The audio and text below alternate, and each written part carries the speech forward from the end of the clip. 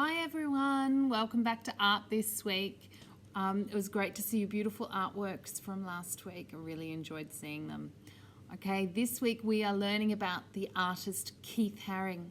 Keith Haring was an artist in the 1980s and was renowned for his strong use of lines, colour and shape.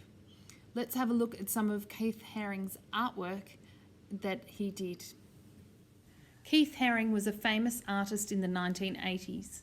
Keith developed a love for drawing at a very early age, learning basic cartooning skills from his father and from popular culture around him, such as Dr. Seuss and Walt Disney.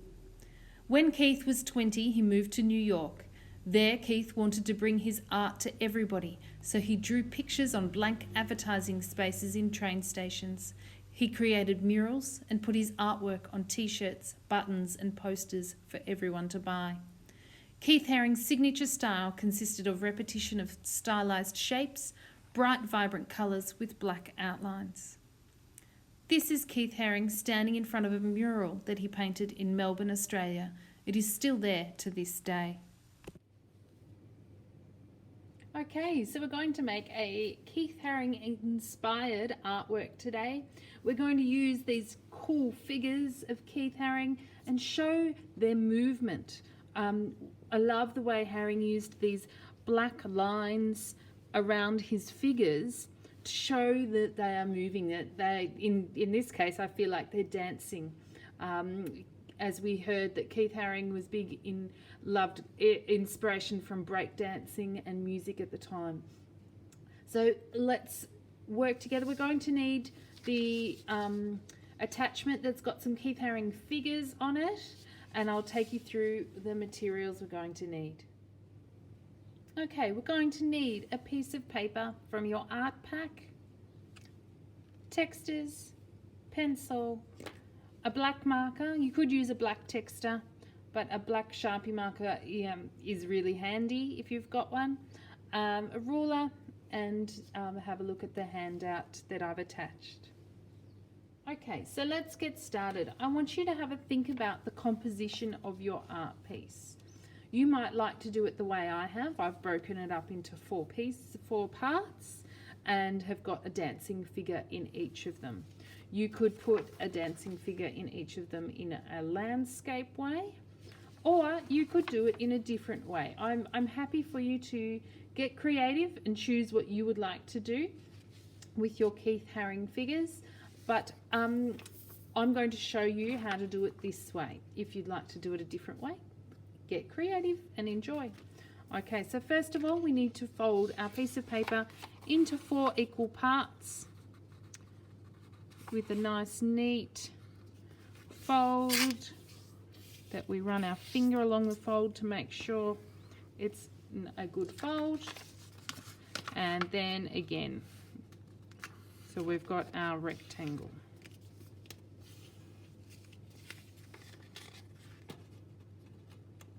Open up and you've got 4 even rectangles. Now it's time to start sketching in your Keith Haring figures. If you have a look at the figures, the heads are not complete circles. So always remember that when you're drawing a Keith Haring figure, that the head does not join together. It sort of becomes this neck onto the shoulders. It's a stylized person. Okay, so we've got this round, nearly circle for the head, okay, and these lines that come out to create body parts. So you're going to need to work out what sort of dancing figure you would like.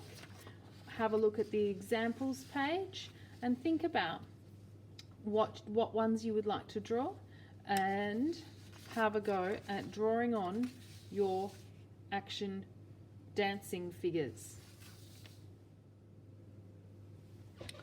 Okay.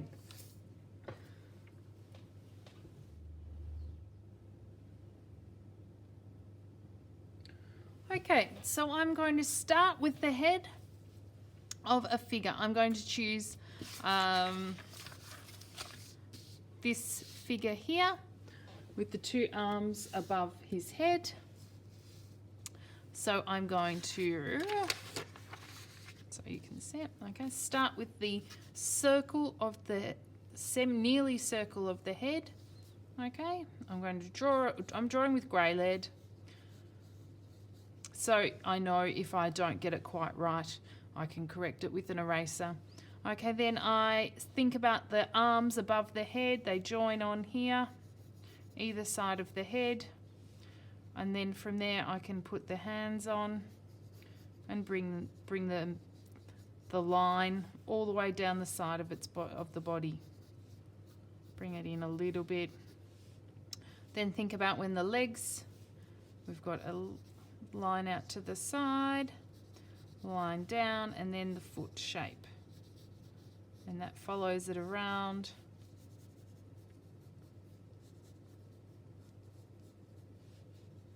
That one's quite big, and the legs are a little bit uneven, but I don't mind that. It sort of shows that he's moving in an interesting way.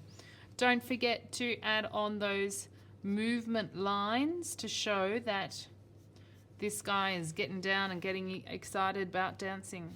Okay, have a go at putting your 4 figures in your composition of your artwork. Okay, so now I've sketched on my 4 figures. I've made a few adjustments. I've fixing up a few bits and pieces, all in grey lead, so I can do that now, which is great. Some things I may, oh, that doesn't look quite right, and erased it out and then tried again, and it got 4 figures now that I'm happy with. Okay, so now I'm going to get a Sharpie and or black texture. I'm going to go and do the outline of each of those figures. Just remembering that sometimes, like down here, we've got an elbow here. It's more of a curved, it's not too straight, it's not pointy shapes. They're a little bit more of a fluid line that Keith uses instead of really pointy ones. So just remember that when you're going over it with Sharpie. I'll start that now.